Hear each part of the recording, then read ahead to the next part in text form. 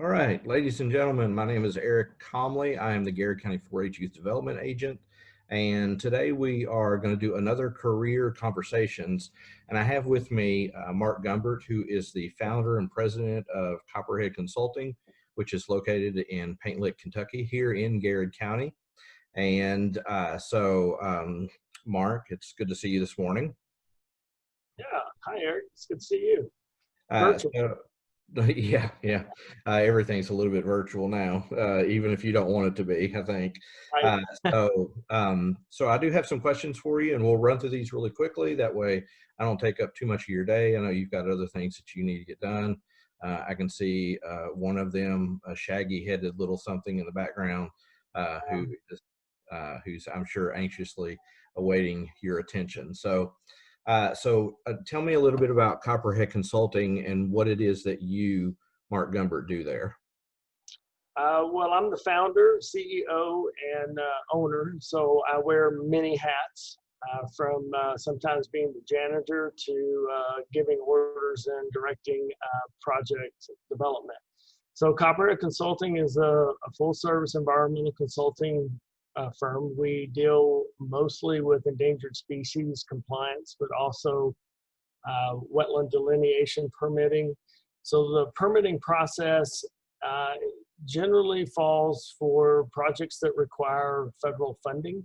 So our highway departments, military bases, utility lines, all of those entities require full environmental assessments before projects can be completed. Even Walmarts and Myers, before they can build their mega parking lots and their shopping centers, a lot of complete environmental compliance projects like wetland delineations, Migratory Bird Act, Clean Water Act, and Clean Air Act. So all of those acts that we learn about somewhere around the 8th grade social studies, those acts are what drive the work around Copperhead Environmental Consulting and other consulting firms similar to us.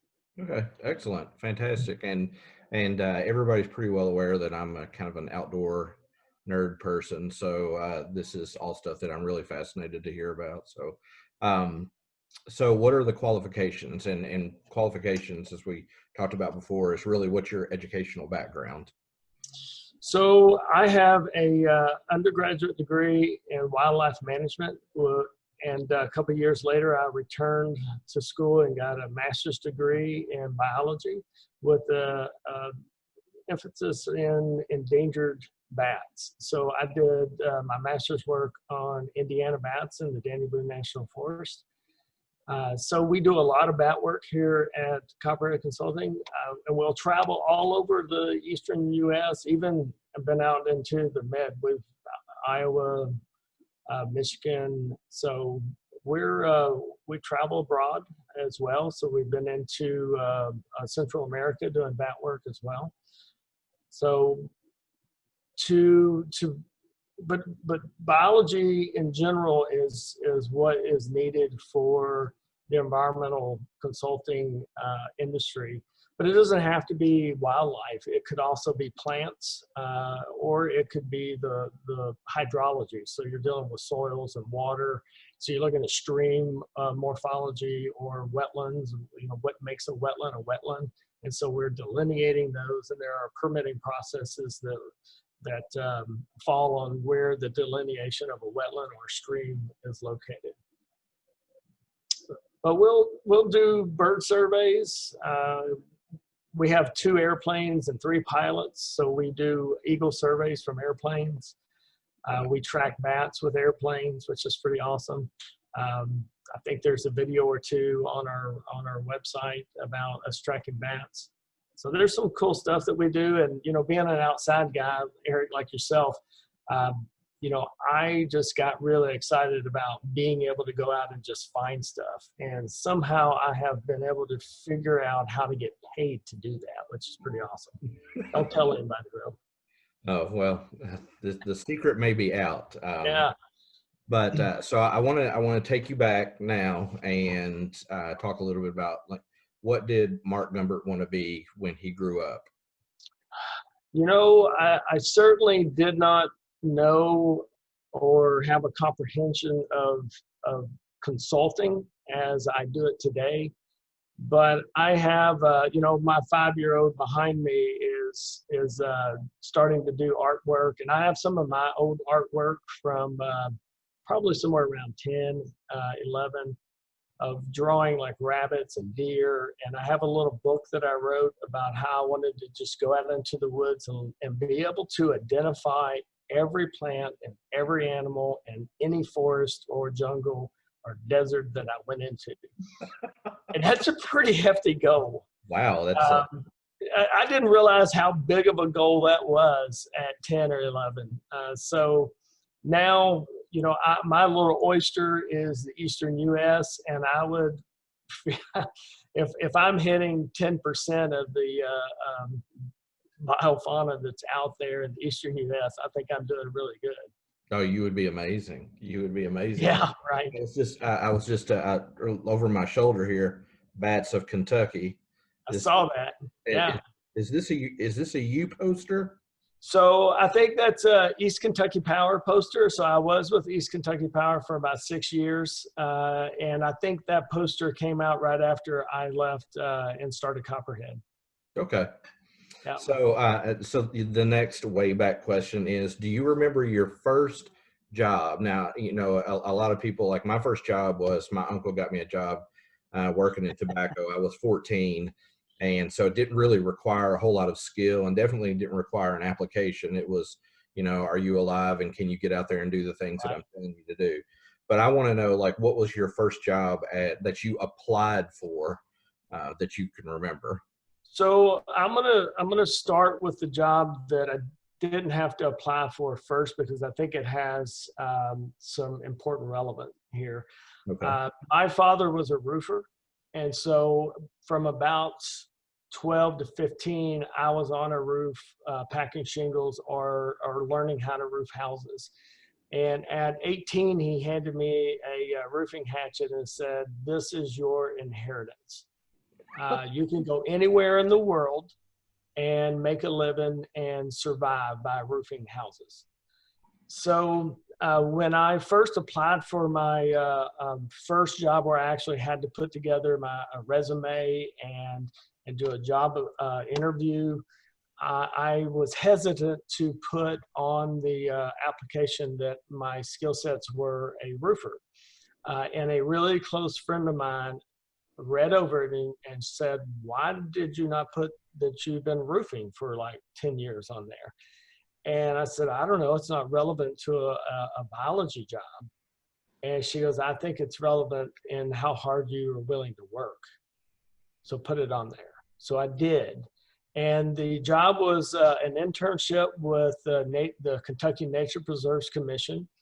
And to this day, I thank Deb White and Brainerd Palmer Ball for hiring me for 2 summers. I worked for Brainerd, and occasionally at some point I went to Deb, because Deb is the one who was doing the hiring process, and I said, why did you select me? I'm really grateful and thankful.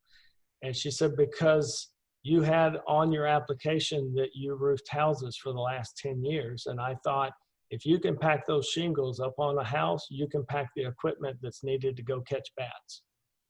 That's awesome.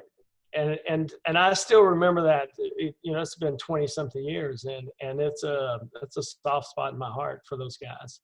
So do not ever underestimate the fact that you did tobacco, because somebody may be looking for someone that's just willing to work hard. I know I didn't put it on the application for this job, so I hope I'm in my permanent career right now at my age. I don't want to be drifting around too much, but if it does happen, I'll make sure that I put tobacco on there the next time. So what are some of the challenges of your career? Well, starting a company certainly has been a challenge. The early days of Copperhead, I had a very simple business plan, and it was to win enough work to keep me busy. So I was a one-man shop. I wasn't really interested, or I didn't think I was interested in growing. I just needed work, and I kind of thought of it as a temporary solution, that at some point in time I would be picked up by a bigger firm. And in the first year, I won 100% of the projects, which made me think something's wrong. You should never win 100%. And so I was probably really cheap. So the next year, I raised my rates, and I won 89 or 90% of the projects. And immediately I had too much work for me to do. And I was, the second year, I hired 2 people. The third year, I hired 4 people. And it has been sort of an exponential growth like that for nearly 17 years. And we currently are right around 35. And we're interviewing right now for 3 positions. And by the first of the year, I'll have 2 more positions that will be rolling out as well. So we're growing fast, which is, I guess, crazy. And how long has Copperhead Consulting been around? We started in 2004. Actually, we started around 2003, but I didn't get the paperwork completed to be a corporation until 2004. So 16 years, and you've expanded. That's really incredible. So so those are some of the challenges. So tell me about some of the joys of your career as well. Oh, well, seeing it grow is certainly an amazing thing. It is sort of like, you have this idea and you put it to paper and then you execute it. And there have certainly been opportunities that I could have easily closed the door and walked away. And I tell my wife, Amanda, often that Copperhead has no exit strategy. There is no failure. And it's almost like a Yoda quote, do or do not, right? There is no try. So every time it gets really hard and very difficult, we just bunker down and work harder to get us through whatever the challenge is. And just seeing a team of people, 30-something people, work together to complete a task or to complete a marketing effort, or just pull together to make sure that the company survives, is just so remarkable and humbling, to say the least. So that's been really joyous to watch it grow, and I really think we're on the verge of jumping into another level of growth that is going to be really exciting to see as well. That's fantastic. Well, congratulations for, of course, all of your success. Yeah, well, the pandemic hasn't really helped that much, but I think if any company can make it through this, you will come out on the other side being way stronger, and a much tighter unit. So we have been able to survive, and we're not doing terrible, which is good. I think our people are stressed about being at home, Right. working from home, all of those things. But that's not what we're here to chat about. But that certainly has been a challenge, to say the least. Absolutely. So I've got a couple more questions for someone who might be interested in your career field. And we talked a little bit about the education that you feel like people, if you're going to go into environmental consulting or biology, some of the background that you need to have. But all right, is there anything else that any other advice that you can offer if somebody wanted to get into your career field? Yeah, absolutely. I get job requests often. People either we're advertising for a position, or people just randomly reach out to me and see if we have an opening or an opportunity. So there's a couple of things that stand out to me when people do that. First, don't ask. I mean, it's almost like that old saying that Kennedy had: "Don't ask what your government can do for you, but ask what you can do for your government." when I have people approach me and say, "Do you have a job for me?" is very different than when people approach me and say, "Hey, here's my skill sets and here's what I can do for your company. I want to work there and I want to do this." Those are very different approaches. So think about how you're approaching someone, especially if it is a cold call and you're like, "Man, I want to work for those guys." Asking them for a job is much different than saying, "Here's what I can do." The other thing is get involved early. And I say that as I've gotten job resumes from folks that have a PhD that have never done any field work. They've been in school their entire time. And I go, "What were you doing in the summer? Did you not go an internship somewhere or do some?" They're like, "No, I went home. I just hung out." And so I'll also have people that are, getting an undergraduate degree that are reaching out to me their first summer in college and going, "I want to do a summer job." And I've had kids that have come and worked at Copperhead for 3, 4 summers in a row. They graduate from college. And by the time they graduate from college and they've done four summers with me, I'm looking at them going, "Dang, I've got a lot invested in them. I've trained them. They've got an education. And a lot of my staff has come on to this company after they graduated and got their degree and have done 4 years with me." And it also happens at the upper levels. I've gotten grad students that'll find me and will do summers with me or and then come on afterwards. I've even had kids that have done their undergraduate work for me 4 years and then come to me and go, "I'm interested in doing grad school. Can you help me?" And we've been able to, because I know a lot of professors in the, at least in the bat and the reptile and amphibian community.